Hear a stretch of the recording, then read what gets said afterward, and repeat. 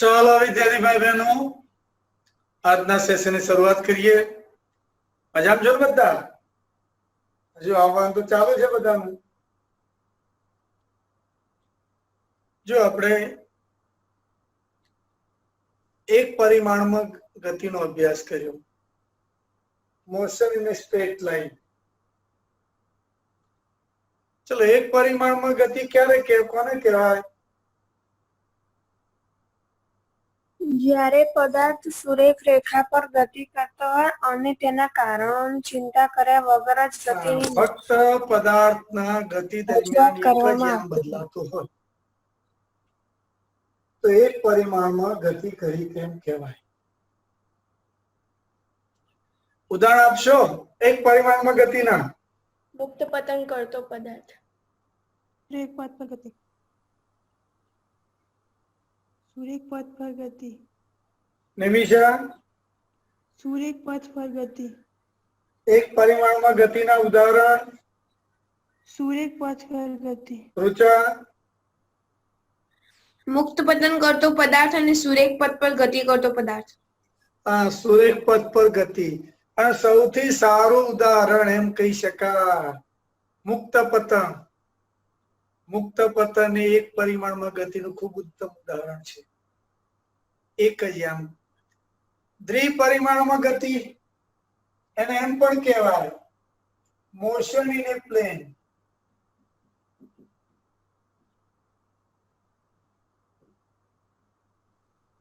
દ્વિપરિમાણમાં ગતિ, દ્વિપરિમાણમાં ગતિ પદાર્થ કરે છે ક્યારે કહેવાય તો એના બે યામ બદલાતા હોય। સમતલમાં ગતિ, દ્વિપરિમાણમાં ગતિ એટલે સમતલમાં ગતિ। કેરમ બોર્ડની કુકરી જે ગતિ કરે છે કેવા પરિમાણો કહેવાય? દ્વિપરિમાણમાં। તમે નોટમાં લખો છો ને તો તમારા અક્ષરો ટૂંકમાં પેનની જે નીબ છે ને એની ગતિ દ્વિપરિમાણમાં છે। હું વારંવાર ઉદાહરણ આપું કે કોઈ માખી આ બોર્ડ ઉપર દોડે તો કેટલા પરિમાણમાં ગતિ કહેવાય? દ્વિપરિમાણમાં ગતિ કહેવાય। હવે દ્વિપરિમાણમાં ગતિનો અભ્યાસ કરીએ પહેલા થોડા સદિશના મુદ્દાની ચર્ચા કરી લઈએ।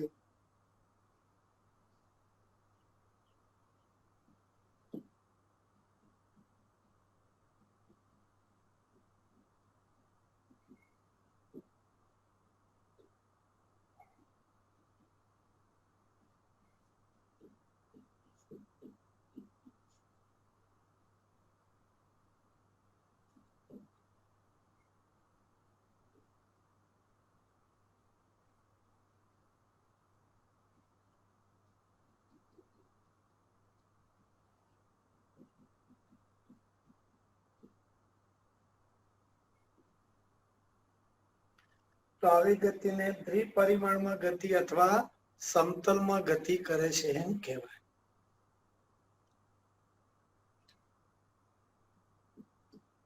દાખલા તરીકે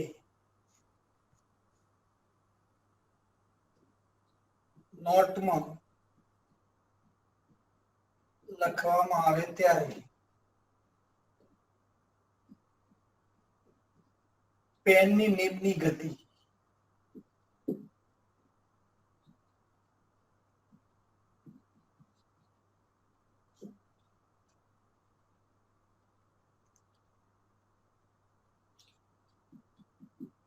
ચલો પહેલા વાત કરીએ સ્થાનાંતર સદિશ।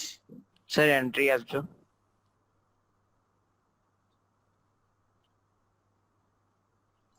એ પહેલા સ્થાન સદિશ કોને કહેવાય? જે સદિશને ઉગમ બિંદુએથી દોરવામાં લેખ કોઈ પણ સદિશનું સ્થાન દર્શાવતા સદિશને તે સદિશનું સ્થાન સદિશ કહીએ। કોઈ નિશ્ચિત સંદર્ભ બિંદુની સાપેક્ષે કોઈ નિશ્ચિત સંદર્ભ બિંદુ, દરેક સંદર્ભ બિંદુ સામાન્ય રીતે ક્યાં લઈએ છીએ આપણે? ધારો કે આપણા ચલો દૂર કરી દઈએ, ઉપર દોરીએ સ્થાનાંતર સદિશ।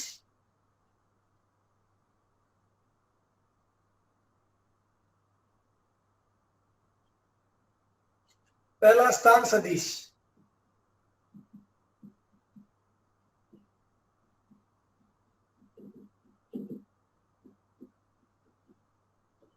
પોઝિશન વેક્ટર કોઈ નિશ્ચિત સંદર્ભ બિંદુની સાપેક્ષે કોઈ નિશ્ચિત સંદર્ભ બિંદુની સાપેક્ષે કણનું સ્થાન દર્શાવતા સદિશને કણ કે બિંદુનું સ્થાન દર્શાવતા સદિશને તે કણ કે તે બિંદુનું સ્થાન સદિશ કહેવાય છે. કોઈ નિશ્ચિત સંદર્ભ બિંદુની સાપેક્ષે કોઈ કણ કે બિંદુનું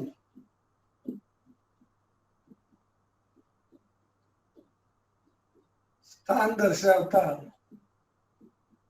સદિશને તે કણ કે બિંદુનું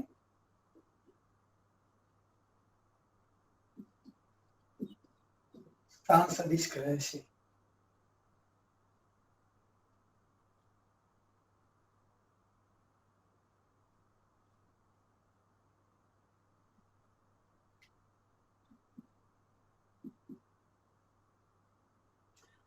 સંદર્ભ બિંદુ ક્યાં લેવામાં આવે છે? સામાન્ય રીતે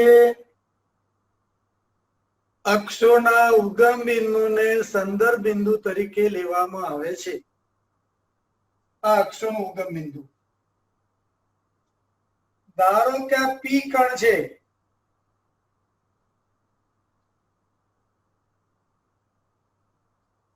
ટી બરાબર 0 સમયે એક કણ પી બિંદુ આગળ છે.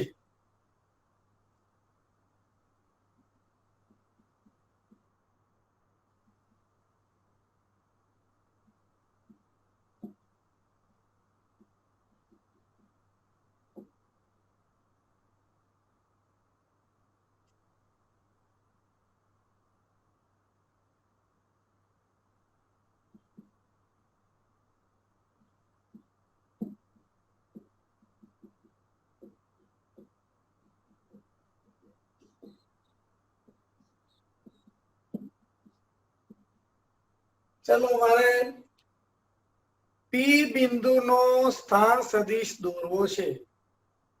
તો કઈ રીતે દોરો છો સ્થાન સદિશ? સંદર્ભ બિંદુથી દોરવાનો. સંદર્ભ બિંદુથી એક કણને જોડતું તીર દોરો. આ થયો પી બિંદુનો સ્થાન સદિશ. ધારો કે એને R0 કહું. R0. ચલો આ કણ ગતિ કરે છે. ગતિ કરે તો સમય સાથે એનું સ્થાન બદલાય. ધારો કે આ રીતે ગતિ કરી કણ ટી સમય અહીં પહોંચ્યો ક્યુ બિંદુ આગળ. તો ક્યુ બિંદુનો સ્થાન સદિશ દોરો. બોલો.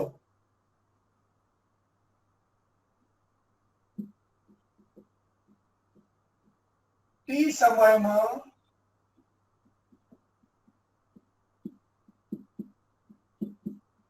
આ કણ ક્યુ બિંદુ આગળ પહોંચે છે.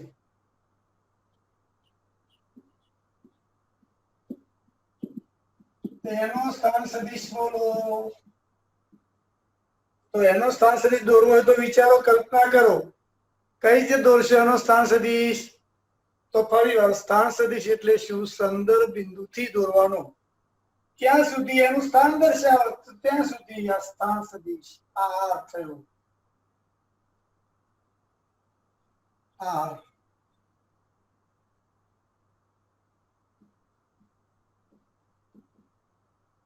R છે. તો ટી બરાબર 0 સમય ક્યુ બિંદુનો સ્થાન સદિશ R0. ટી બરાબર ટી સમય ક્યુ બિંદુનો સ્થાન સદિશ R. તો સ્થાનમાં થતો ફેરફાર એટલે સ્થાનાંતર સદિશ. બોલો સ્થાનાંતર સદિશ કયો? તો પી થી ક્યુ ગયો. તારી પથ લંબાઈ કઈ? આટલી. આ પથ લંબાઈ કહેવાય. પણ સ્થાનાંતર એટલે આ પ્રારંભિક સ્થાન, આ અંતિમ સ્થાન. તો પ્રારંભિક સ્થાનને અને અંતિમ સ્થાનને જોડતું ટૂંકામાં ટૂંકું અંતર એ આ સ્થાનાંતર સદિશ. તો પીક્યુ શું કહેવાય? સદિશ એ સ્થાનાંતર સદિશ કહેવાય. મગજમાં ખ્યાલ આવી ગયો દરેકને? તો પીક્યુ એ સ્થાનાંતર સદિશ છે.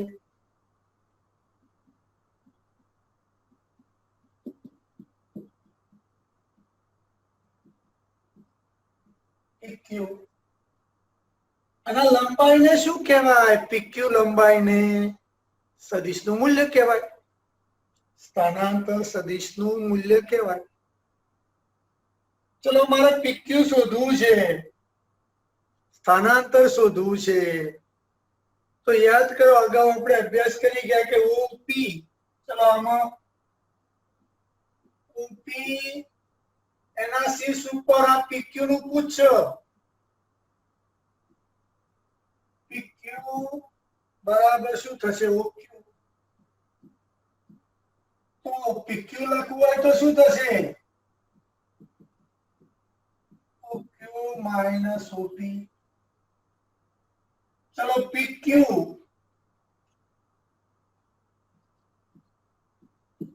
ઓક્યુ એટલે શું? ઓક્યુ એટલે આર. પણ આર શું છે? ક્યુ બિંદુનો સ્થાન સદિશ. ઓપી એટલે શું? R0 પી બિંદુનો સ્થાન સદિશ. તો આપણે સદિશમાં વારંવાર લખ્યું હતું, કોઈ પણ સદિશ એટલે એના શીર્ષનો સ્થાન સદિશ, ક્યુ નો સ્થાન સદિશ ઓછા પી નો સ્થાન સદિશ. આ કેટલી વાર આવ્યો યાદ રાખી લો. પીક્યુ બરાબર ક્યુ નો સ્થાન સદિશ ઓછા પી નો સ્થાન સદિશ. તો પીક્યુ એ સ્થાનાંતર સદિશ છે. એને ડેલ્ટા આર વડે દર્શાવાય છે. આર માઇનસ R0 બરાબર એને શું લખી નાખીએ? Delta R. તો સ્થાનાંતર ડેલ્ટા આર મળ્યું. હવે આપણે જોઈએ, ધારો કે પી ના યામ x0 y0 હોય, ક્યુ ના યામ xy હોય, તો આ લખાવ્યો તમે? ચલો આ લખાવ્યો. કોણ લખાવશે? r બરાબર પેલા R0 લખાવું. ફરી R0 શું છે? પી કણનો સ્થાન સદિશ. પણ પી કણ કયા સમયે આગળ છે? t બરાબર 0 સમયે. પદાર્થ ગતિ કરે એટલે એના યામ બદલાતા.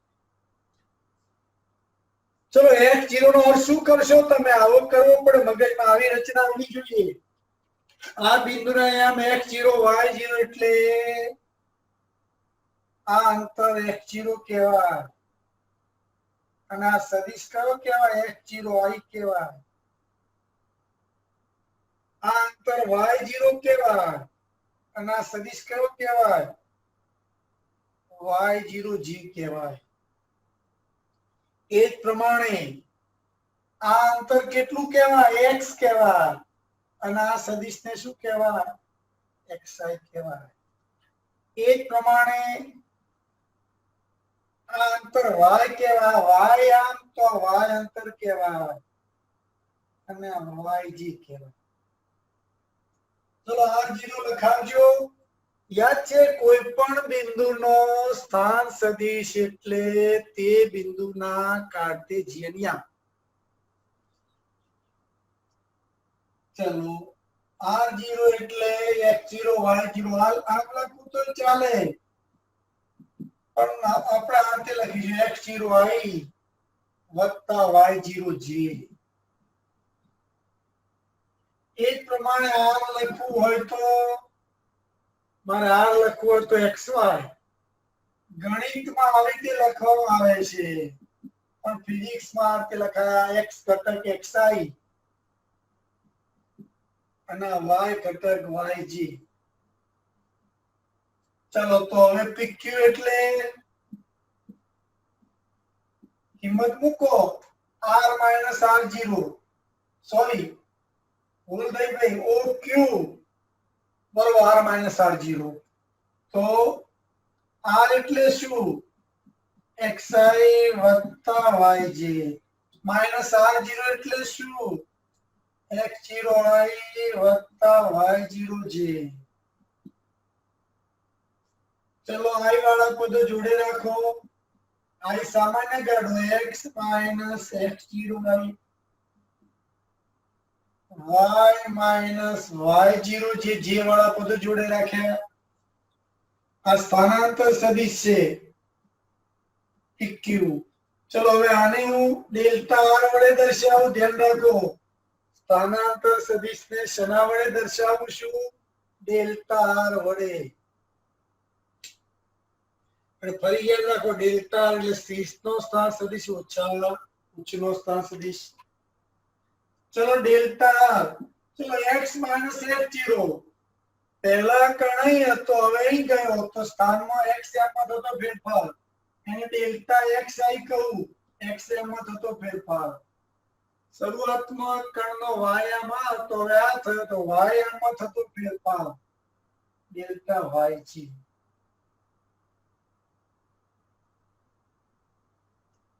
આ સ્થાનાંતર સદિશ મળ્યો ડેલ્ટા xi વત્તા ડેલ્ટા yg.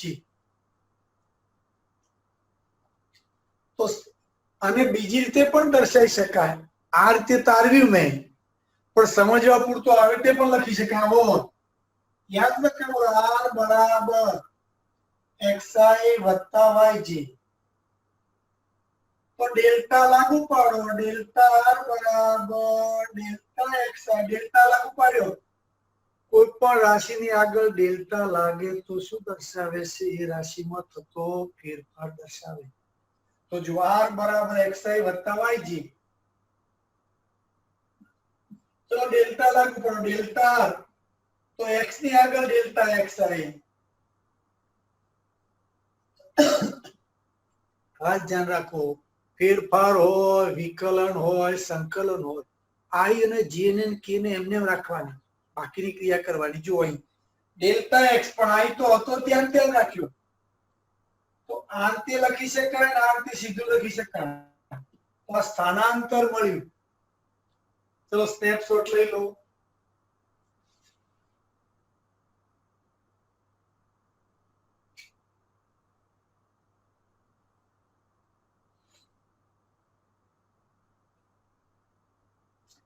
ચલો આકૃતિમાં મને ડેલ્ટા x દર્શાવશો. આકૃતિમાં મને ડેલ્ટા x દર્શાવશો તો ડેલ્ટા x શું છે? x minus f0. આ ડેલ્ટા x કહેવાય. જો અલગ દર્શાવું આ ડેલ્ટા x બ્લુ કલરથી દર્શાવું. આ ડેલ્ટા x આ ઘટક આ ડેલ્ટા x. આ x માઇનસ x0 તો આ જે છે એ ડેલ્ટા x અહીં દર્શાવે. આ સદિશ આવે એટલે આનો x ઘટક કહેવાય.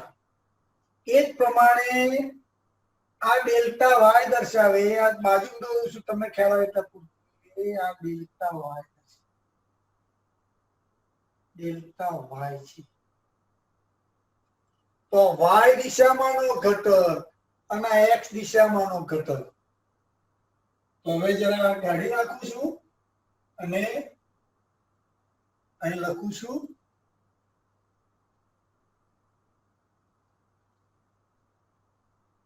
ચલો ડેલ્ટા ફરી અહીં લખું છું. ડેલ્ટા r બરાબર ડેલ્ટા xi વત્તા ડેલ્ટા yj. ફરી વાર સીધી લખવાની રીત કઈ? r બરાબર xi વત્તા yj. તો ડેલ્ટા લાગુ પડો. ડેલ્ટા xi વત્તા ડેલ્ટા yj. ચલો ડેલ્ટા x શું છે? ડેલ્ટા y શું છે? યાદ કરો સદિશ એ આ રીતે લખતા હતા axi વત્તા ayj. તો ax ને ay ને આપણે શું કહેતા હતા? ax અને ay ને આપણે શું કહેતા હતા?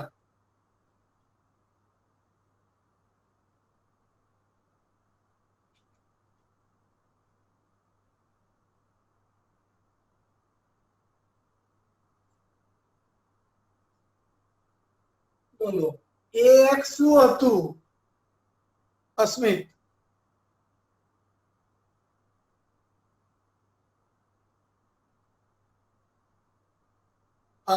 અમી, રિયા,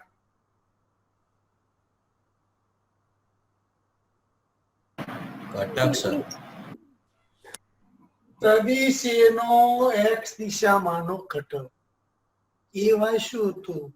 સદિશ A નો y દિશામાંનો ઘટક. બસ એ જ છે. જો આ ડેલ્ટા તો એ અહીં લંબ દોર્યો તો ડેલ્ટા x શું છે? ડેલ્ટા r નો x દિશામાંનો ઘટક. ડેલ્ટા r નો x દિશામાં અદિશ ઘટક. અને અદિશ ઘટક ના બોલવું હોય તો પ્રક્ષેપણ કહેવાય. અને આઈ સાથે જોડવું તો સદિશ ઘટક કહેવાય. ડેલ્ટા વાય ડેલ્ટા આર નો વાય દિશામાં અદિશ ઘટક. બરોબર? તો આ સ્થાનાંતર નું સૂત્ર મળ્યું. ચલો મગજમાં ગોઠવી કાઢો, દરેક જણા વિચારી લો. ચલો આકૃતિ ડ્રો કરો, અત્યારે ડ્રો કરો સમજી. આકૃતિ અત્યારે ડ્રો કરો તમે.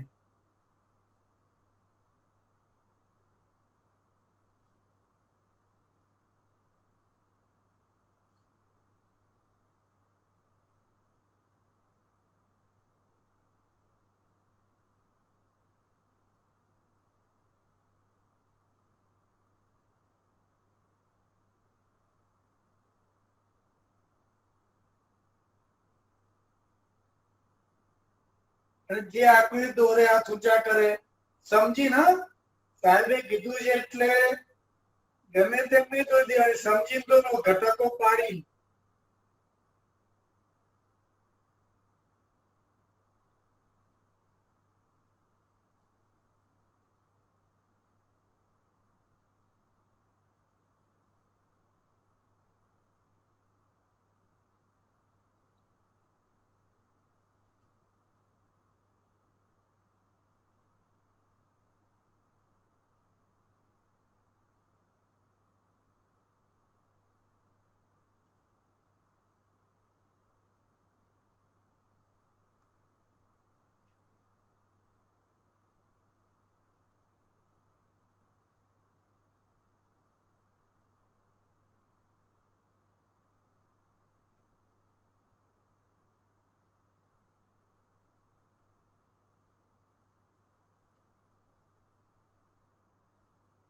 ચાલો હવે સરેરાશ એક ની વાત કરીએ. કરણ અહીંથી અહીં ગયો ટી સમય લાગ્યો. તો ચલો સરેરાશ વેગ એટલે શું? કોણ સૂત્ર બોલશે? સ્થાનાંતર ભાગ્યા સમય. સરેરાશ વેગ સ્થાનાંતર ભાગ્યા સમય અથવા સમયગાળો. ચલો હવે આ ભાગ દૂર કરું છું.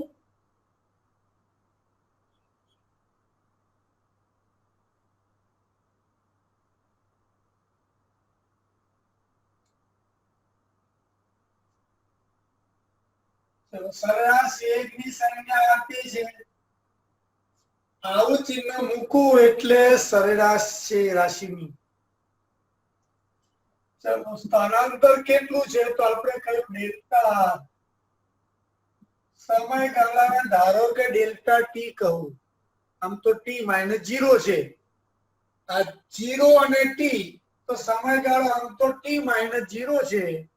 પણ કેટલીક વાર એવું પણ બને આ સમય t1 હોય, ટી આગળ કણ હોય ત્યારે સમય t1 હોય, q આગળ હોય ત્યારે સમય t2 હોય તો t2 - t1.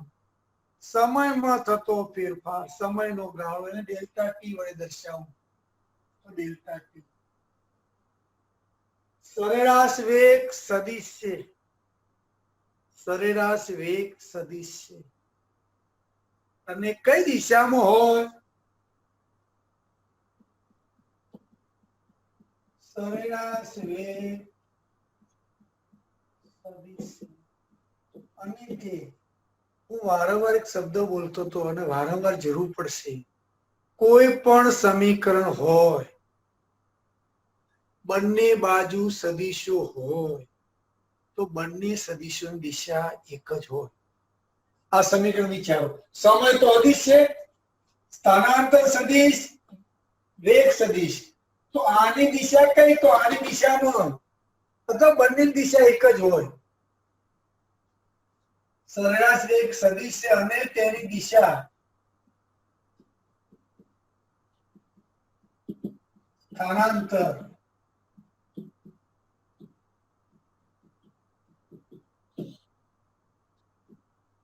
ડેલ્ટા આર ની દિશામાં છે. આ સમગ્ર સદિશ કહેવાય. હા, યાદ છે? ડેલ્ટા આર સદિશ તો 1/ડેલ્ટા ટી વડે ગુણ્યા અદિશ વડે ગુણ્યા સદિશ ને 1/ડેલ્ટા ટી એટલે સમય વડે ગુણ્યા તો સદિશ જ મળે. આ બરાબર નું ચિહ્ન તો આ અને આ સમગ્ર સદિશ, આ એ સદિશ છે. ફરી યાદ કરો તમે કે ધારો કે એ સદિશ 2 વડે ગુણો તો મૂલ્ય બમણું થાય, પણ રહે સદિશ તો સદિશ. એ જ પ્રમાણે આ પી સદિશ દળ વડે ગુણું તો વેગમાન મળે. આ વી સદિશ સોરી દળ વડે ગુણું તો મને વેગમાન મળે, પણ રહે સદિશ તો સદિશ. એટલે ધ્યાન રાખજો, આ એક સદિશ, આ બીજો સદિશ, વચ્ચે કેવું ચિહ્ન છે? બરાબરનું. અને બરાબરનું ચિહ્ન કેવો સદિશ કહેવાય? સમાન સદિશ. તો તમને એમ પૂછે કે ભાઈ આ ના કેવા સદિશો છે? તો આ ને આ સમાન સદિશો છે.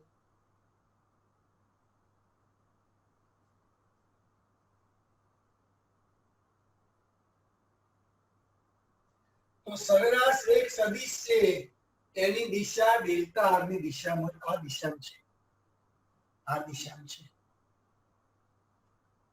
અત્યારે હાલ તરફ સરેરાશ વેગ આ દિશામાં છે.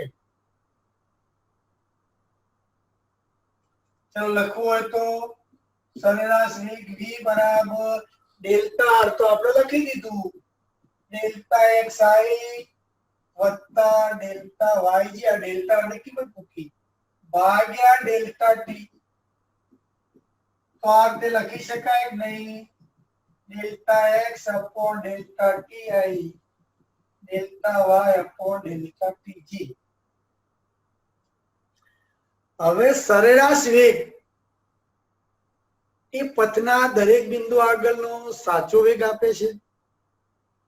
અગાઉ પણ આપણે ચર્ચા કરી હતી કે પાટણ થી સિદ્ધપુર જતા ધારો કે 30 મિનિટ લાગે, 30 કિલોમીટર છે, તો તમે એમ કહો સરેરાશ ઝડપ 30 કિમી પ્રતિ કલાક. બસ ધારો કે પાટણ થી નીકળી સિદ્ધપુર જાય છે, 30 કિલોમીટર અંતર છે ધારો કે, અને 30 મિનિટ લાગે છે, તો તમે શું કહેશો? બસની સરેરાશ ઝડપ કેટલી? 30 કિમી પ્રતિ કલાક. કેમ ઝડપ બોલ્યો? દિશા દર્શાઈ નથી. યાદ છે? સદિશ ને મૂલ્ય દિશા બંને હોય તો શું સરેરાશ ઝડપ દરેક બિંદુ આગળની સાચી ઝડપ આપે છે? ના. વચ્ચે રૂની બસ સ્ટેન્ડ આવે તો બસ ઊભી રહે તો એની ઝડપ 0 થઈ. વચ્ચે રસ્તો ખુલ્લો હોય તો ઝડપ વધે, ટ્રાફિક વધે તો વળી ઝડપ ઘટે. એટલે સરેરાશ ઝડપ પરથી દરેક બિંદુ આગળની ઝડપ ના મળે. એવી જ રીતે સરેરાશ વેગ પરથી દરેક બિંદુ આગળનો વેગ ના મળે. અને કોઈ પણ ક્ષણે કોઈ બિંદુ આગળના વેગને શું કહેવાય છે? તાત્કાલિક વેગ, તાત્ક્ષણિક વેગ. તમને જો સાહેબ તાત્કાલિક વેગની કેમ જરૂર પડે? બહુ મહત્વનું છે. કોઈ ક્ષણે તમારી ઝડપ કેટલી છે એ જાણવું જરૂર. યાદ કરો, તમે સ્કૂટરમાં બેઠા હો તો સ્પીડોમીટર જોજો. સ્પીડોમીટર તાત્ક્ષણિક વેગ આપે છે કે તાત્ક્ષણિક ઝડપ? તાત્ક્ષણિક ઝડપ આપે, કારણ કે દિશા બતાવતું નથી. પણ તમે જોજો દર્શક આગા પાછો થતો જશે. તમે સ્પીડ ઘટાડશો તો દર્શક પાછો વળશે, સ્પીડ વધારશો દર્શક આગળ જશે. એટલે જેમ સ્પીડોમીટર તાત્ક્ષણિક ઝડપ દર્શાવે એ જ રીતે જો દિશા એને આપવામાં આવે તો તાત્ક્ષણિક વેગ મળે. એટલે તાત્ક્ષણિક વેગ એટલે જે તે ક્ષણે વેગ. આપણે અગાઉના ત્રીજા પ્રકરણમાં ચર્ચા કરી છે. એટ એ ટાઈમ વેગ, તે જ ક્ષણે વેગ ને તાત્ક્ષણિક વેગ કહેવાય. સરેરાશ વેગ એ એવરેજ વેલોસિટી છે. અને તમને ખ્યાલ હોય સરેરાશ વેગ પરથી દરેક બિંદુ આગળનો વેગ મળે નહીં. એ માટે તાત્ક્ષણિક વેગ વ્યાખ્યાયિત કરવો પડે. અને યાદ કરો, તાત્ક્ષણિક વેગ વ્યાખ્યાયિત કરવા માટે સમયગાળો નાનો લેતા જાઓ. હવે હું અલગ આકૃતિ દોરું છું સમજાવવા માટે સરેરાશ વેગની. ચલો સ્નેપશોટ લઈ લો પહેલા.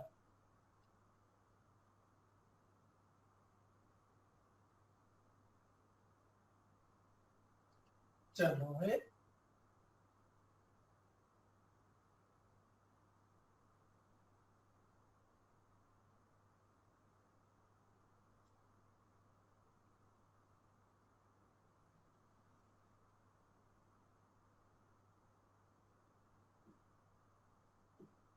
ધારો કે આ ટી બરાબર 0 સમય પી કણાઈ છે,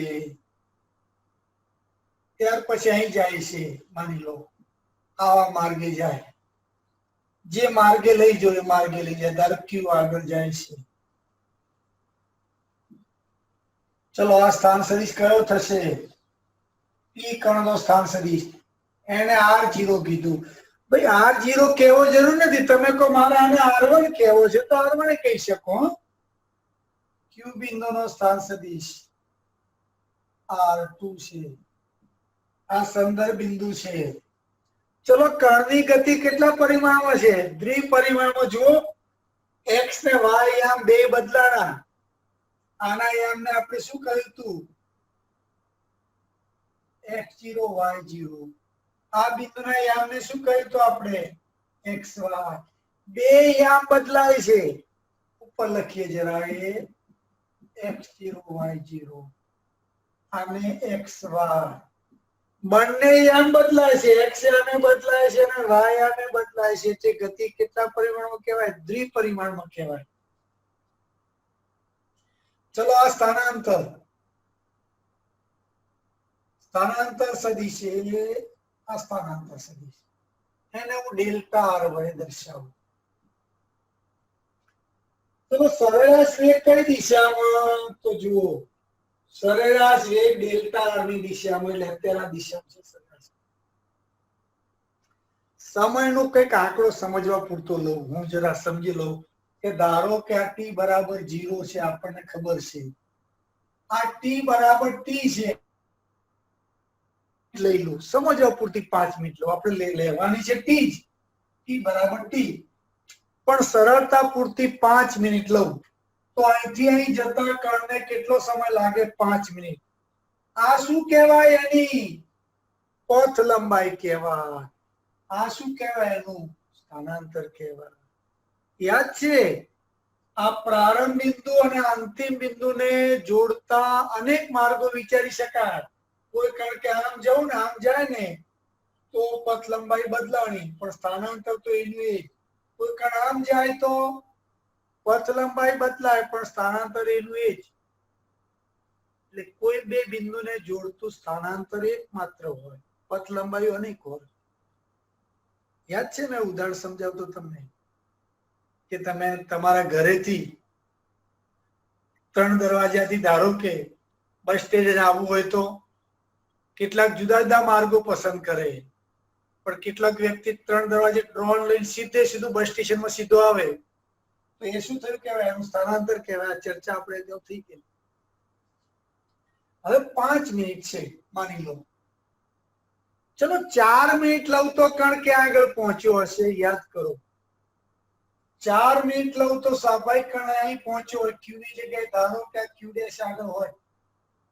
કારણ કે અહીંથી જતા 5 મિનિટ લાગે એટલે 4 મિનિટમાં કંઈક ઓછું અંતર કાપે, કંઈક ઓછું કાપે. આપણે એક્ઝેક્ટ નથી પણ કંઈક કાપે. તો હવે સ્થાનાંતર કયું થયું? હવે સ્થાનાંતર કયું? તો હવે આ સ્થાનાંતર થયું. તો હવે સરેરાશ વેગ આ દિશામાં થયું. ધારો કે આ સ્થાનાંતરને ડેલ્ટા આર ડેશ કહું, તો સરેરાશ વેગ આ દિશામાં. યાદ કરો, સરેરાશ વેગ સ્થાનાંતર દિશામાં. પહેલા સરેરાશ વેગ અહીં હતો, હવે સરેરાશ વેગ આ દિશામાં થયો. ધારો કે 3 મિનિટ લઉં, આ ક્યુ ડેશ કહું. 3 મિનિટ અહીં કણ પહોંચે છે, આટલે પહોંચ્યો. તો હવે આ સ્થાનાંતર થયું. એને જુદા અક્ષર વડે દર્શાવું. ડેલ્ટા આર ડબલ ડેશ કહું આને. હજુ સમયગાળો ઘટાડવું. ધારો કે સમયગાળો 1 મિનિટ લઉં, તો ધારો કે અહીં પહોંચે ક્યુ ટ્રિપલ ડેશ. અને હવે આ સ્થાનાંતર કહેવાય. અલગથી દર્શાવું, આ સ્થાનાંતર કહેવાય ડેલ્ટા આર ટ્રિપલ ડેશ. તમે જુઓ શું દેખાય છે? જેમ સમયગાળો ઓછો લેતો જવું એમ કણ ક્યુ થી ક્યુ ડેશ આગળ, ક્યુ ડબલ ડેશ આગળ, ક્યુ ટ્રિપલ ડેશ આગળ. ક્યુ બિંદુની ગતિ કોની તરફ છે? પી બિંદુ આગળ તરફ. અને સરેરાશ વેગની દિશા એની ના, સરેરાશ વેગ સ્થાનાંતર દિશામાં. પહેલા સરેરાશ વેગ આ દિશામાં હતો, ત્યાર પછી આ દિશામાં થયો, પછી આ દિશામાં થયો, પછી આ દિશામાં થયો. બોલો, સમયગાળો ઘટાડતો જવું તો ક્યુ બિંદુ કઈ તરફ જાય છે? પી બિંદુની નજીક જતું જાય છે. અને સરેરાશ વેગની દિશા આમ હતી, પછી આમ હતી, પછી આમ થઈ, પછી આમ થઈ ગયું, આમ થતી જાય. વિચારો હવે, સમયગાળો શૂન્યવત લઉં તો બોલો ક્યુ બિંદુ ક્યાં આગળ જશે? પૂર્વેશ, પી બિંદુ આગળ. પી બિંદુની નજીક જશે. સમયગાળો ઘટાડતા ક્યુ બિંદુ પી ની નજીક જશે અને સરેરાશ વેગની દિશા બદલાતી જશે. સરેરાશ વેગની દિશા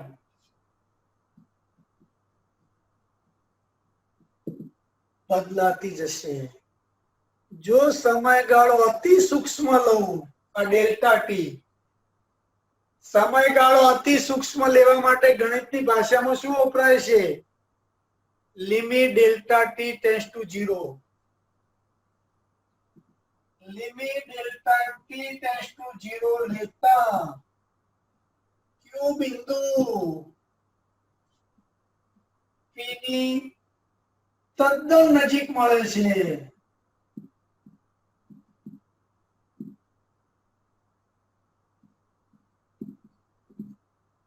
પરંતુ વેગ કઈ દિશામાં મળે? ખાસ જો લોજિક વિચારજો. પેલા વેગ આમ હતો, સમયગાળો ઘટ્યો, વેગ આમ થયો ઉપર દિશાથી, વળી વેગ આમ થયો, વળી સમયગાળો ઘટ્યો તો વેગ આમ ગયો આમ.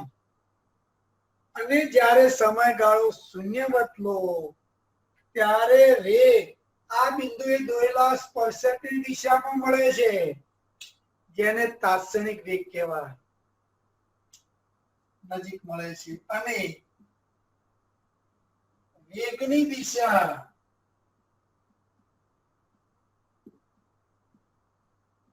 પી બિંદુ આગળ સ્પર્શકની દિશામાં છે. આ વેગને તાત્કાલિક વેગ કહે છે. આ વેગને કયો કહેવાય છે? તાત્કાલિક, તાત્ક્ષણિક, તે જ ક્ષણે વેગ. તો ગણિતની ભાષામાં આ રીતે લખાય: તાત્કાલિક વેગ v બરાબર limit delta T tends to 0 delta R upon delta T. શું ફેરફાર થાય? સરેરાશ માંથી તાત્કાલિક લઈએ તો યાદ રાખી લો, ડાબી બાજુ સરેરાશનું ચિહ્ન જતું રહે, જમણી બાજુ limit delta T tends to 0 આવે. અને હવે આ રીતે લખી શકાય. યાદ કરો, ડેલ્ટા ની જગ્યાએ શું લખો છો? ડી લખીએ છીએ, dr upon dt. અને ગણિતની ભાષામાં અને તાત્કાલિક વેગ કહેવાય. ગણિતની ભાષામાં કઈ રીતે લખાય? r નું એટલે સ્થાનાંતરનું તેની સાપેક્ષે વિકલન.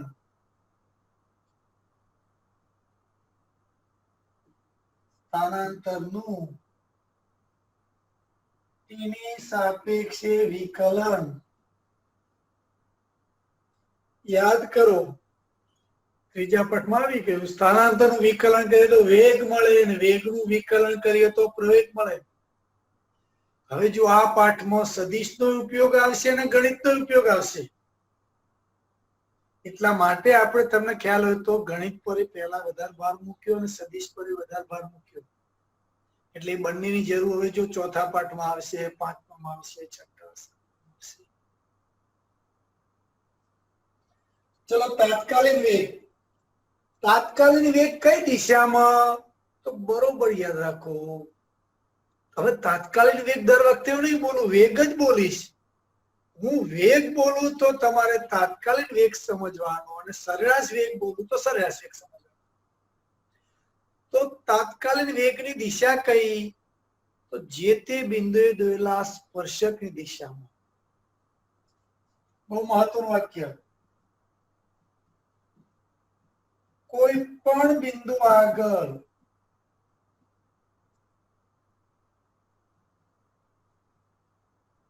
તાત્કાલિક વેગની દિશા તે બિંદુ આગળ ગતિપથને દોરેલા સ્પર્શકની દિશામાં. તમને પ્રશ્ન થાય, ધારો કે આમ છે આ પથ, તો સ્પર્શક તો આમે થાય, આ સ્પર્શક છે, આ સ્પર્શક છે. તો કઈ દિશામાં? તો ગતિની દિશામાં સ્પર્શક દોરવાનો, પણ ગતિ થતી હોય દિશામાં. સ્પર્શકની દિશામાં અને ગતિની દિશામાં હોય છે. બહુ મહત્વનું વાક્ય. આપણે દ્વિપરિમાણમાં ગતિની વાત કરતા હતા, એક પરિમાણમાં. તો એમાં તો ગતિ સુરેખ હતી, તો આ બિંદુ આગળ વેગ આ દિશામાં જ હોય. પણ સમતલમાં ગતિ તો વક્રપથ પર પણ ગતિ થાય. તો કોઈ પણ બિંદુ આગળ વેગ, તો આ ગતિપથ થયો. એ ગતિપથને દોરેલા સ્પર્શકની દિશામાં અને ગતિની દિશામાં. સ્નેપશોટ લેલો. વાક્ય ખૂબ મહત્વનું. કોઈ પણ બિંદુ આગળ વેગ કઈ દિશામાં? તો એ બિંદુ આગળ દોરેલા સ્પર્શકની દિશામાં. તો સ્નેપશોટ લઈ લો.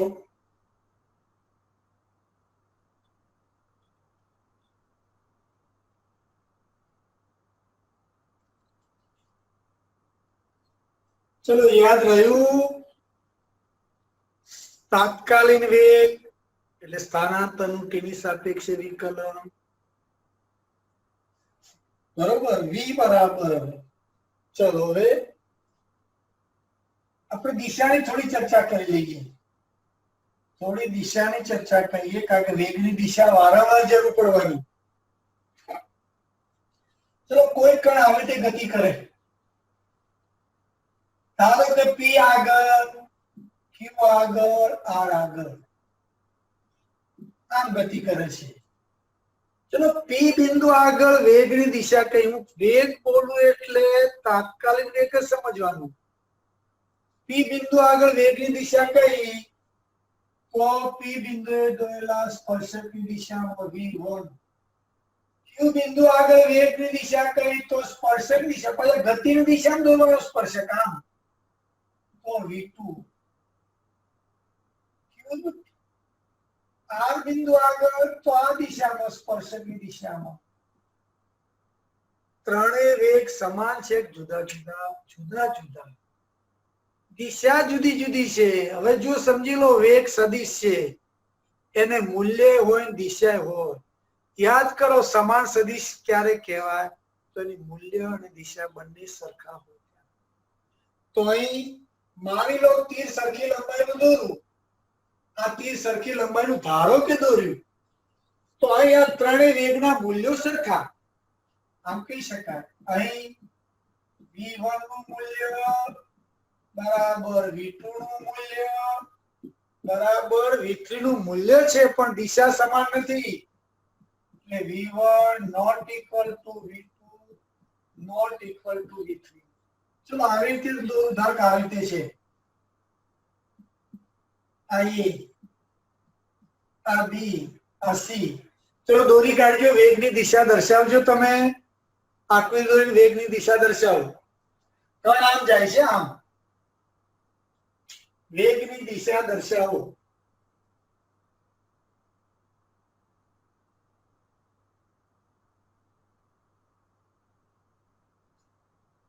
તો દર્શાવી દીધી. તો હવે જો હું આમ મૂલ્ય જુદા જુદા લઉં છું,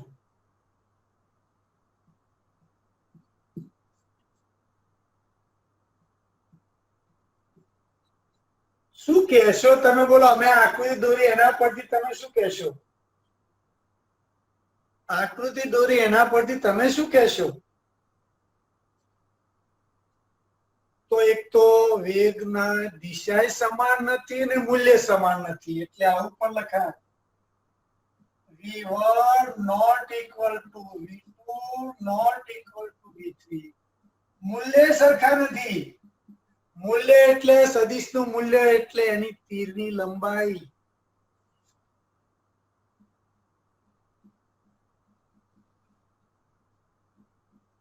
મૂલ્ય સરખું નથી.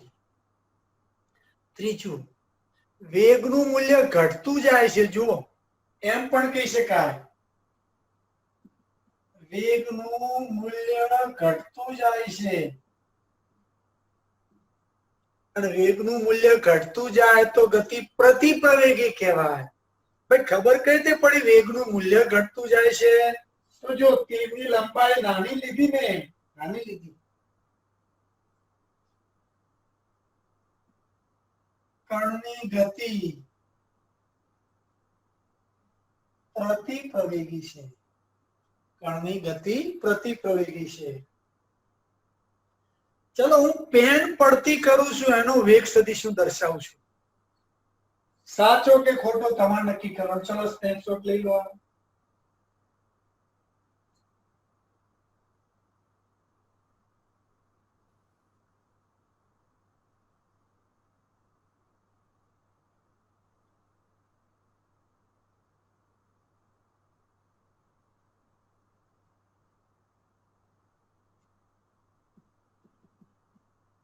चलो मुक्त पतन t बराबर 0 v0 बराबर 0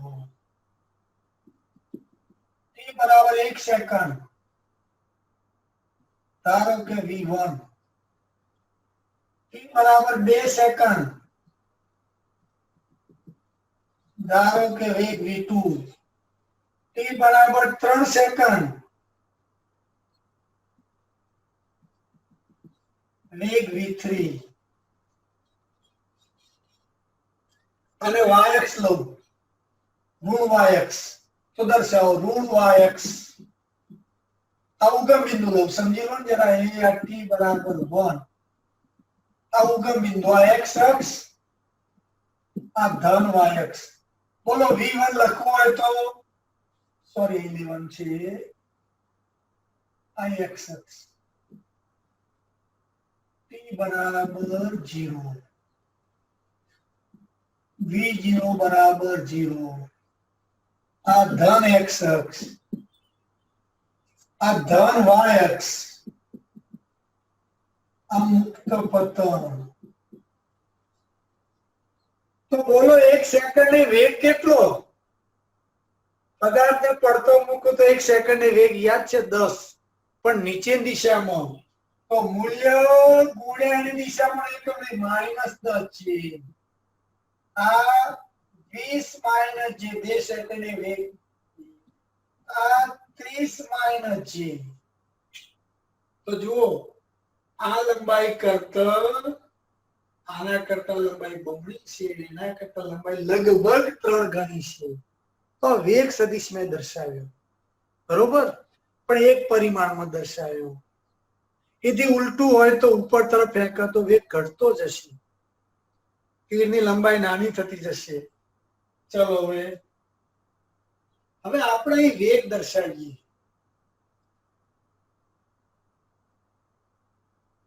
ચલો બંને પેલી બાબતો નોંધી લઉં છું હું.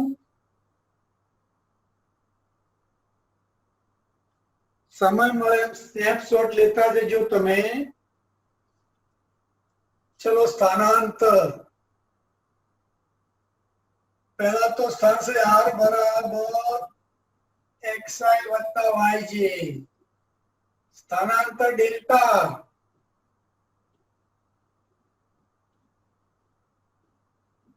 બરાબર ડેલ્ટા xi વત્તા ડેલ્ટા yj.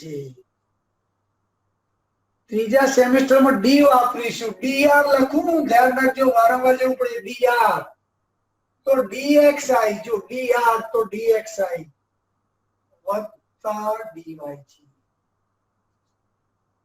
ત્યાર પછી તાત્ક્ષણિક વેગ. યાદ કરો, તાત્ક્ષણિક વેગ એટલે dr upon dt.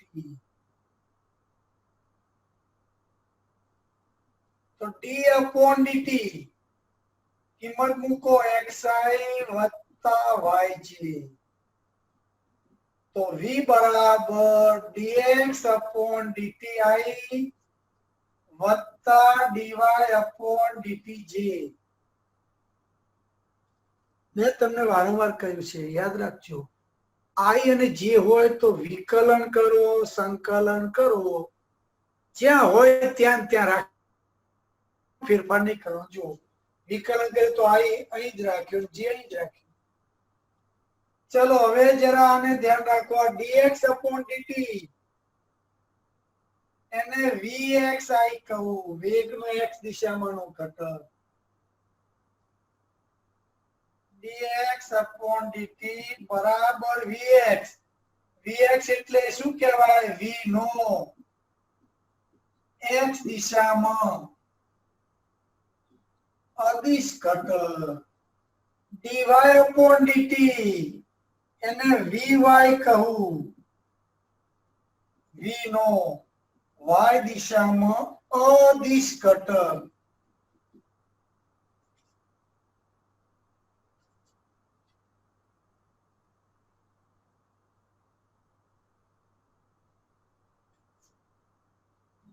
ચલો વેગ અહીં દર્શાવું છું.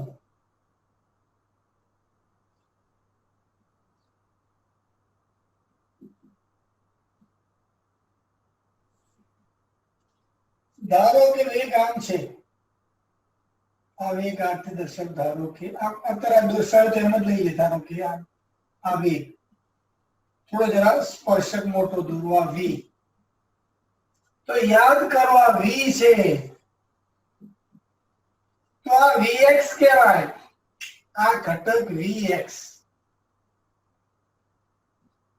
આ vx અને સદિશ લખવું તો vxi, એટલે આને આમ લખવું હોય, આ સદિશને આમ લખવું હોય તો સદિશ v બરાબર vxi અને vy છે. તો આ v છે તો x દિશામાંનો ઘટક vxi.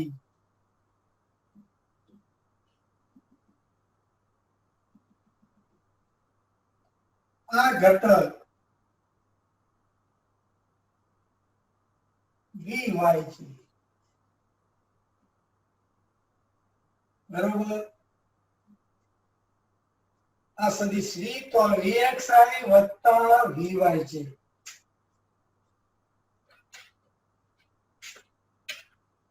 આ રીતે દર્શાવાય.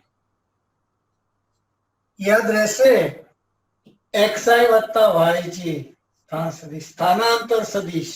એનું વિકલન કરતો તાત્કાલિક વેગ. હવે યાદ કરો, તાત્કાલિક વેગનું વિકલન કરું તો તાત્કાલિક પ્રવેગ.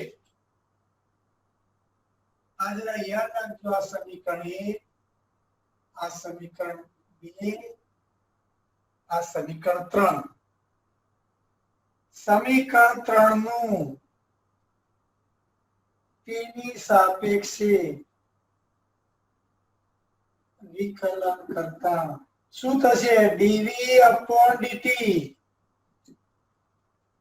સરવાળો નિયમ, પહેલા પદનું વિકલન આઈ તો એમને એમ રાખવાનું જ્યાં હોય ત્યાંનું ત્યાં.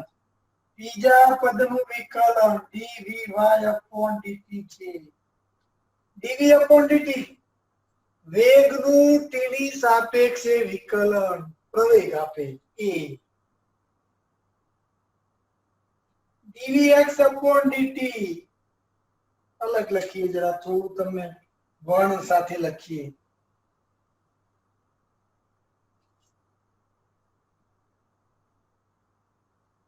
dv upon dt બરાબર એ બરાબર તાત્કાલિક પ્રવેગ. હવે હું તાત્કાલિક શબ્દ નહીં લખું, પ્રવેગ લખું એટલે તાત્કાલિક સમજવાનું. સરેરાશ ના હોય તો તાત્કાલિક. ચલો dvx upon dt બરાબર x બરાબર પ્રવેગ e નો x અક્ષ પરનો અદિશ ઘટક.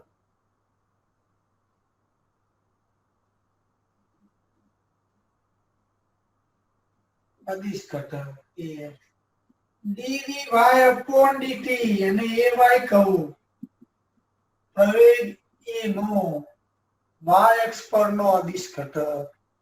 તો હવે પ્રવેગ કયો થયો? dv upon dt લે dvx upon dt axi વત્તા ay છે. પ્રવેગ અને વેગની દિશા વિશે કઈ લેવા દેવા નથી. આપણે અગાઉ ચર્ચા કરી હતી. પ્રવેગ કોના કારણે ઉત્પન્ન થાય છે? બળના કારણે. એટલે પ્રવેગની દિશા વેગની દિશામાં હોય, વેગની વિરુદ્ધ દિશામાં હોય, વેગને લંબે હોય. એટલે પ્રવેગની દિશા અને વેગની દિશા વિશે કોઈ ચોક્કસ સંબંધ નથી હોતો. ગમે તે દિશામાં હોઈ શકે પ્રવેગ, કારણ કે બળ ઉપર આધાર રાખે. માની લો આ પેન પડતી કરું તો ગુરુત્વાકર્ષણ બળ નીચે લાગે તો પ્રવેગ નીચે તરફ છે. પણ પેન આમ જતી હોય એટલે પહોંચી હું આમ ખેંચી લઉં તો બળ આમ લાગ્યું તો પ્રવેગ આ દિશામાં થઈ ગયો. એટલે મારું કહેવાનું તાત્પર્ય એ છે કે વેગની દિશા અને પ્રવેગની દિશા વચ્ચે કોઈ ચોક્કસ સંબંધ હોવો જરૂરી નથી. સરેરાશ વેગ કઈ દિશામાં? સ્થાનાંતરની દિશામાં. એ ચોક્કસ. જો તાત્કાલિક વેગ પણ સ્થાનાંતરની દિશામાં, એ બિંદુએ દોરેલા સ્પર્શકની દિશામાં. આપણે કહ્યું એમ તાત્કાલિક વેગ એ બિંદુએ દોરેલા સ્પર્શકની દિશામાં, એની પણ ચોક્કસ દિશા થઈ. પણ પ્રવેગની દિશા વિશે કઈ કહી શકાતું નથી, કારણ કે પ્રવેગની દિશા બળ નક્કી કરે છે. તમને કહ્યું સાહેબ કઈ રીતે ખબર પડી બળ નક્કી કરે છે? તો 5મા પાઠમાં ભણીશું, પણ એક સૂત્ર લખું તમને તો ખ્યાલ આવી જશે. ચલો એમ બરાબર એમએ જાણીતું સૂત્ર છે ને ન્યૂટન સાહેબ નું. આ સૂત્રમાં પ્રવેગની દિશા અને બળની દિશા એક જ હોય. એટલે વેગની દિશા અને પ્રવેગની દિશા વિશે કઈ ચોક્કસ ના કહી શકાય. વેગ ગમે તે વેગની દિશામાં જ પ્રયોગ હોય એવું જરૂરી નથી, પરંતુ એટલું ચોક્કસ કહી શકાય પ્રવેગ બળની દિશામાં જ હોય. કેમ હું વારંવાર કહું છું, કોઈ સમીકરણ હોય બંને બાજુ સદિશો હોય તો બંને સદિશોની દિશા એક જ હોય તો પ્રવેગ બળની દિશામાં હોય કહેવાય. એટલે પ્રવેગની દિશા બળ નક્કી કરે છે, વેગ નથી કરતો નક્કી. એટલા માટે વેગ અને પ્રવેગની દિશા વચ્ચે કોઈ ચોક્કસ સંબંધ નથી.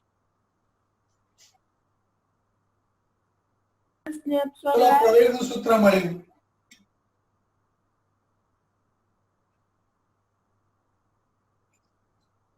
ચલો સ્નેપશોટ લઈ લો, પછી પ્રવેગના ઘટકો દર્શાવીએ.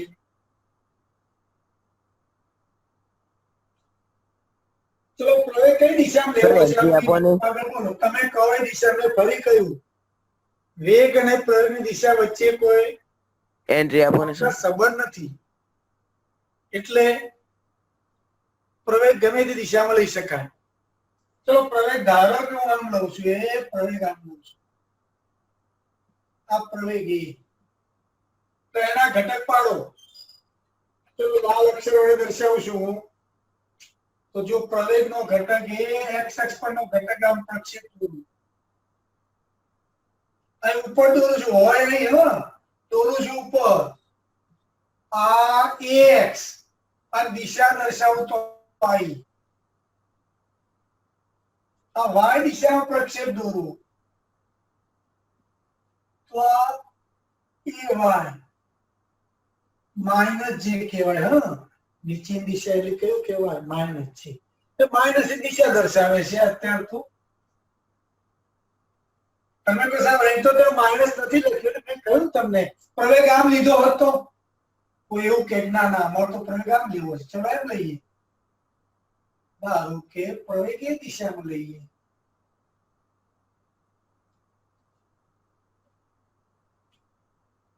ચલો પ્રવેગ જરા આવો લઈએ.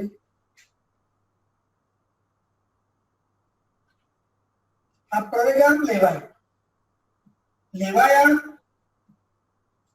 તો હા, મેં કહ્યું ને કે વેગ અને પ્રવેગની દિશા વચ્ચે કોઈ ચોક્કસ સંબંધ નથી. ચલો પ્રવેગ આમ લઉં તો બોલો ઘટક લો. તો જો એ પ્રવેગનો એક દિશાનો ઘટક આ થયો, એ આ એ x આવી, અને y દિશામાંનો ઘટક અહીં દૂરો પ્રક્ષેપ આમ. તો એ અહીં હોય, અહીં હોય પણ દોરું છું અહીં y છે.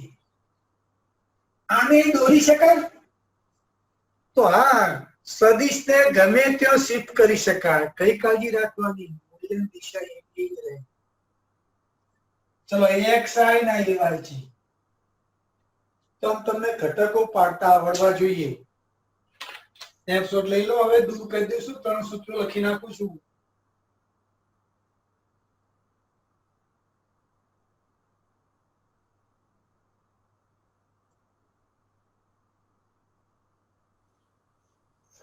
હવે આપણા માટે આ 3 સૂત્રો મહત્વના.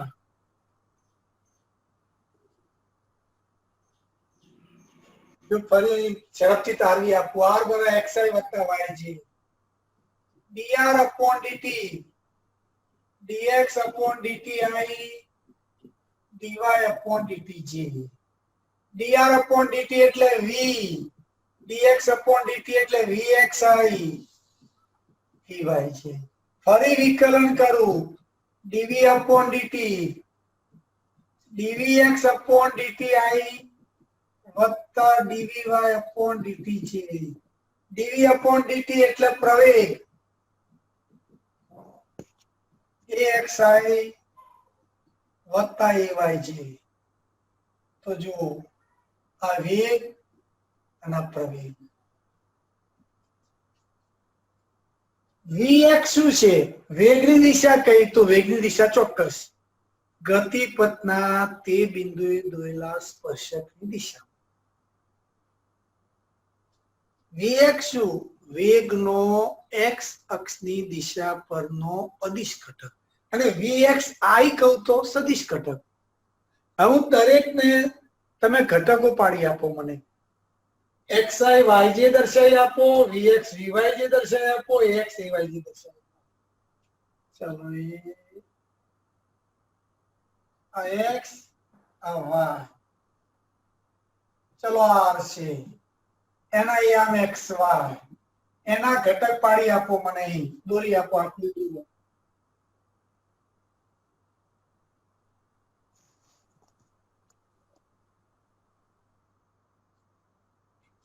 ત્યાર પછી આ વેગ આમ લઉં હું, આ v લીધું મેં, એના ઘટક પાડી આપો.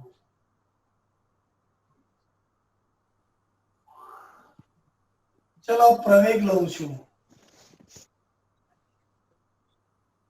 આમ લઉં, એવું કઈ નહીં, ગમે તે દિશામાં લેવાય આપણે. અહીં પ્રવેગ આમ લઉં છું. ચલો ઘટક પાડી આપો મને. દોરો આકૃતિ. પછી હું દોરું છું, તમે સાચા છો ખોટા ચકાસણી કરો. ઘટકો પાડી લખો દરેક જણ. R બરાબર લખો, V લખો, દિશા સાચવજો એ લખો.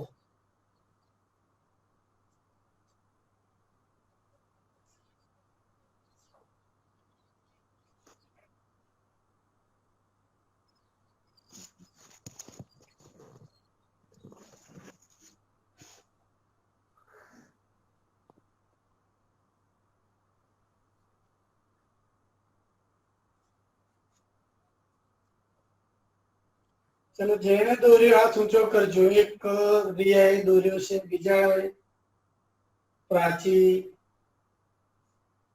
ઉત્સવ, રિયા, પ્રિય, વ્રજ, અસ્મિત, ક્રિસ, ચિંતન, અંકિત, અમી, તિથિ. કેમ ભાઈ બાકીના નથી દોરવાના? નિમિષા, ભાવિક, ગ્રીષ્મા, અમીષા કેમ ભાઈ દોર્યા નથી હજુ? અમૃત, અંશુલ, આર્યન,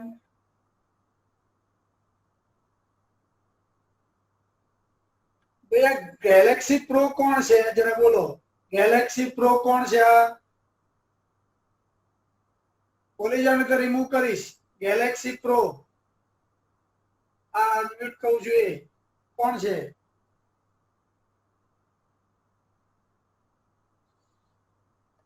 કોણ છે આ ગેલેક્સી પ્રો?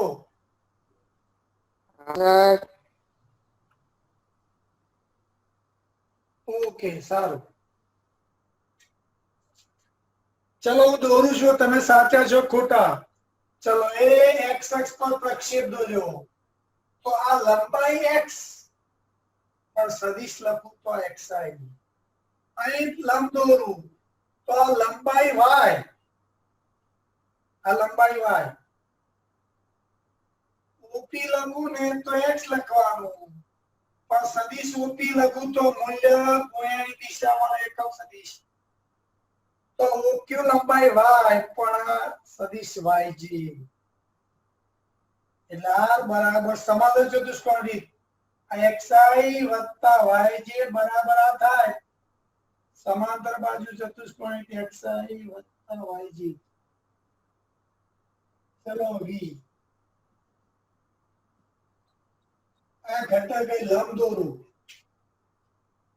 ધારો કે લંબ દોરું તો એ આ લંબાઈ vx પણ સદિશ vxi. અહીં yx પર પ્રક્ષેપ દોરું, બંનેથી લંબ દોરું તો લંબાઈ vy પણ તે દર્શાવું તો vyj. તો સદિશ v બરાબર શું લખાય? vxi વત્તા vyj. આના લંબાઈ સરખી થાય હો, આના લંબાઈ પણ સરખી થાય vxi વત્તા vyj. ચલો પ્રવેગ. ચલો આ ઘટક લો. એ આ પ્રવેગ નો ઘટક એ આ લંબાઈ x, આ લંબાઈ x પણ સદિશ દોરવું આમ, આમ દોરવાનું આમ, તો આને axi કહેવાય. axi કીધા કરતા એને ax i કહેવાય. એ જ પ્રમાણે આ લંબાઈ એવા આ લંબ પણ સદિશ તરીકે લખું તો એ આ સદિશ થાય આ રીતે, તો ay માઈનસ છે. તો સદિશ એને આ રીતે લખી શકાય ax minus i, ay minus ચિહ્ન આગળ લખી શકાય. આવું લખી શકાય માઈનસ axi. આપણે આવું લખીશું મોટા ભાગે માઈનસ ay છે. ચલો આ ત્રણે ત્રણ આકૃતિઓ માં ચકાસણી કરી લો, ક્યાંય કોઈ ભૂલ પડી હોય તો સુધારી લો.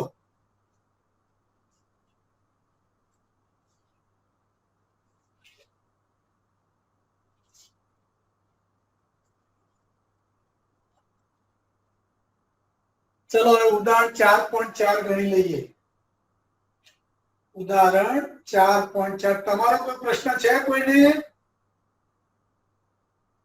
તમારો કોઈને કઈ પ્રશ્ન ખરો? વ્રત, ધાર્મિક વિધિ? અચ્છા, ઓકે, 3 રાઈટ કરો છો. ઓકે, સરસ. હવે હું ઉદાહરણ 4.4 લખું, પુસ્તકમાં લખું છું સમગ્ર. ચલો સ્નેપશોટ લઈ લો.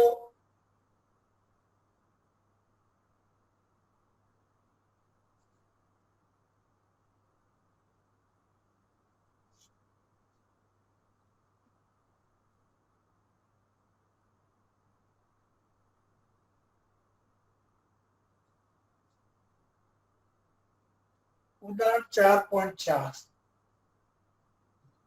આ સૂત્ર એમને એમ રાખું છું. કોઈ કણનું સ્થાન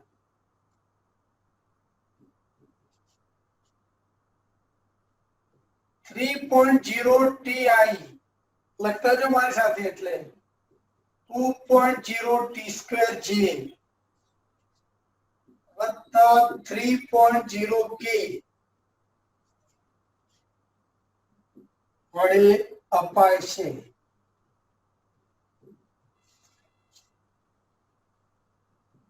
જ્યાં ટી સેકન્ડમાં છે. સહગુણકોના એકમો મીટરમાં છે, એટલે ટૂંકમાં સહગુણકોના એકમો મીટરમાં છે. સર હા, 5.01 છે. 5.0 કે 5.0. ઓકે બેટા.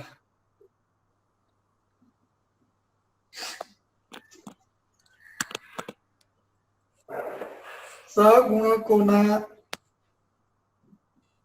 એકમો એવી રીતે છે કે r મીટરમાં મળે છે.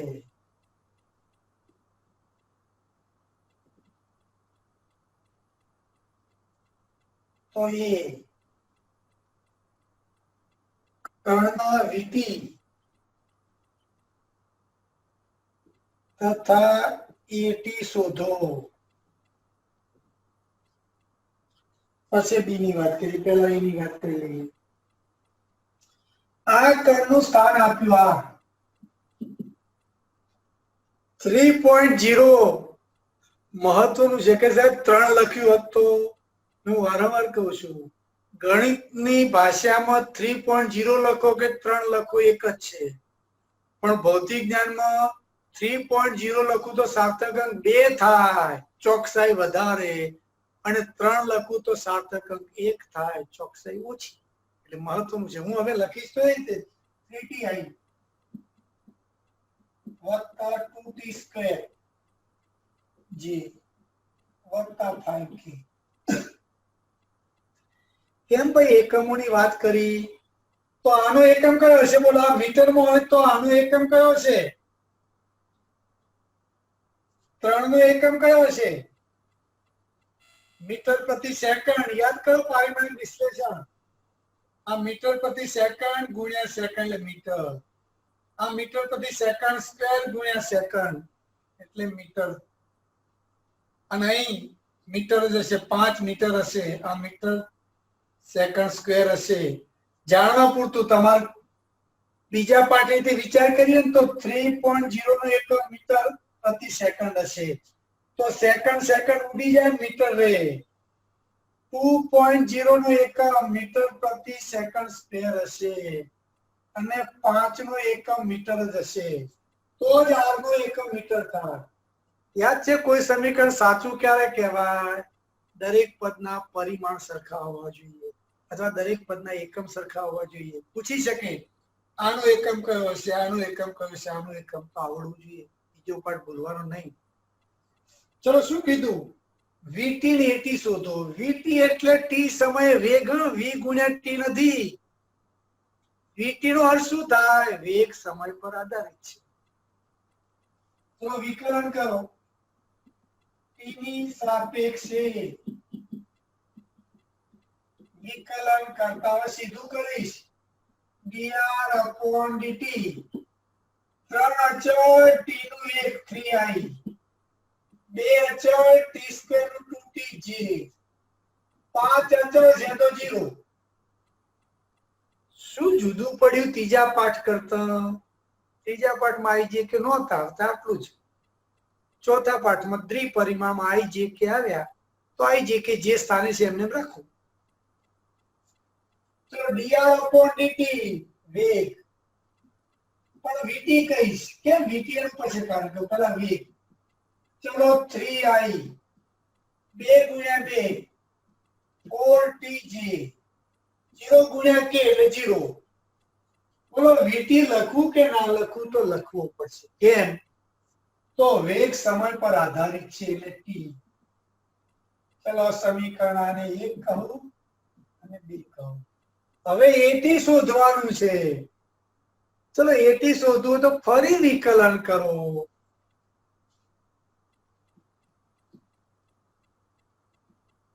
v નું t ની સાપેક્ષે વિકલન કરતા dvt by dt. 3 નું વિકલન 0 અચળ છે એટલે t નું વિકલન 1 g. at વેગનું t ની સાપેક્ષે વિકલન પ્રવેગ આપે 0i એટલે 0 4j.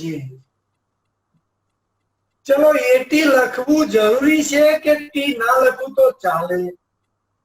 તો ચાલે. કેમ? આ t વાળું પદ જ નથી. આ પ્રવેગ અચળ કહેવાય. આ પ્રવેગ કેવો કહેવાય? અચળ કહેવાય. વેગ અચળ નથી, t પર આધારિત છે. પ્રવેગ અચળ છે. સમીકરણ 3 માં પ્રવેગ અચળ છે. હવે શું માંગ્યું છે? 1 સેકન્ડ માટે vt નું મૂલ્ય અને દિશા શોધો. b.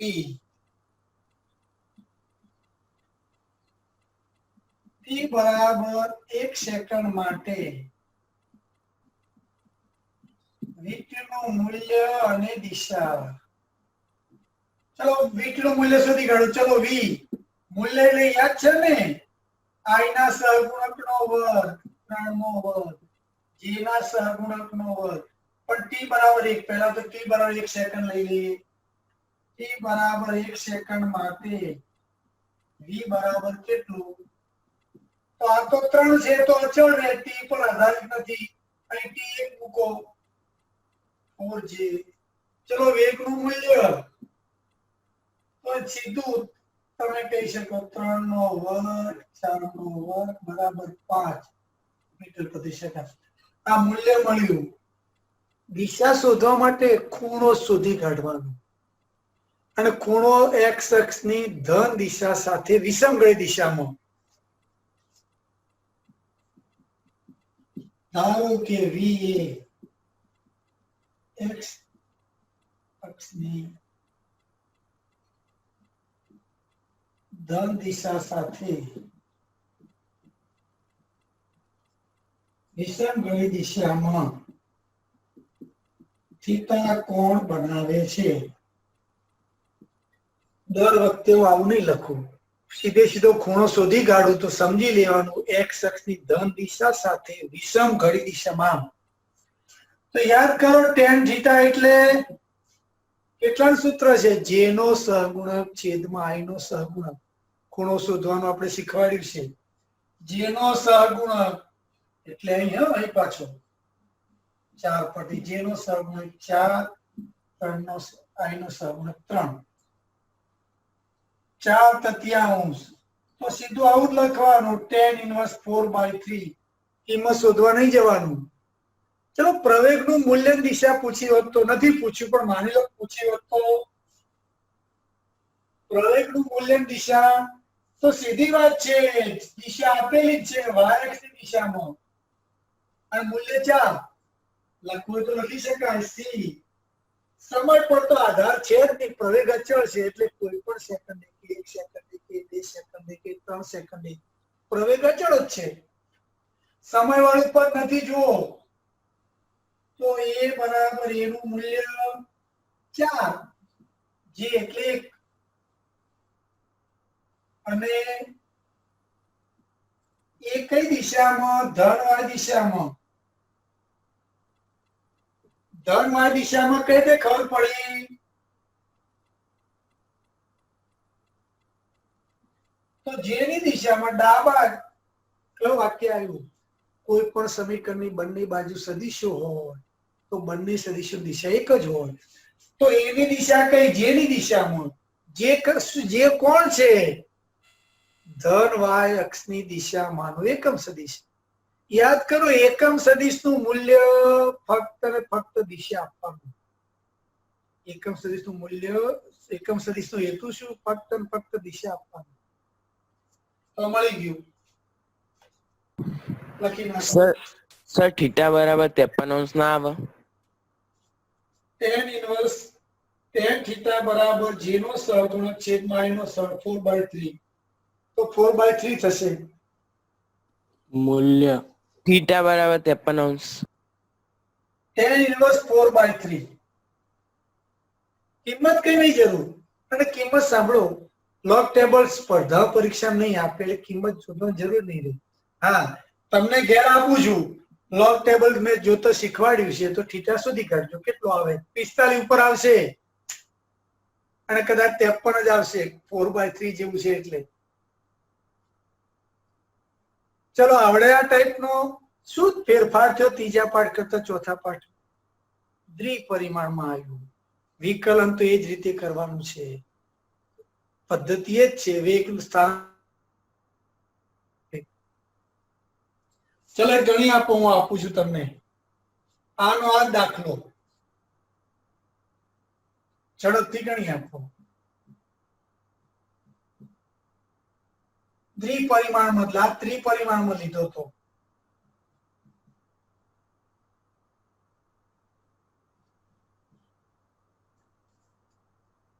જી. ચલો આટલું ગણતરી કરી આપો.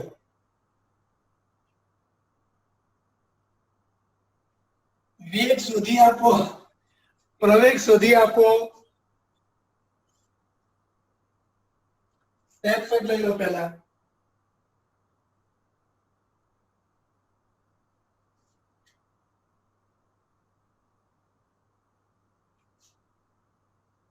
ચલો, ઘણા બધા ગણી દીધો. હું મૂકી દઉં, ટાઈમ થઈ ગયો એટલે તમને પૂછવા નહીં રહેતો, હું સીધું ગણતરી કરી દઉં છું. જુઓ, એ વિકલન કરો સીધું. વી તો ટી નું 1 એટલે 5i, આનું 0 એટલે 5i. તો મૂલ્ય કેટલું? v બરાબર 5. દિશા કઈ? ધન x અક્ષ. પ્રવેગ તો 0 થશે કારણ કે 5 તો વિકલન 0. તો પ્રવેગ શૂન્ય સદિશ કહેવાય. હા, શૂન્ય એટલે સમજો પાછા, શૂન્ય સદિશ. પ્રવેગ શૂન્ય છે એટલે મૂલ્ય શૂન્ય. દિશાની કોઈ જરૂર ના. શૂન્ય સદિશની દિશા ચોક્કસ ના હોય. ચલો, ખ્યાલ આવી ગયો. ચલો, આમાં કોઈ પ્રશ્ન તમારો?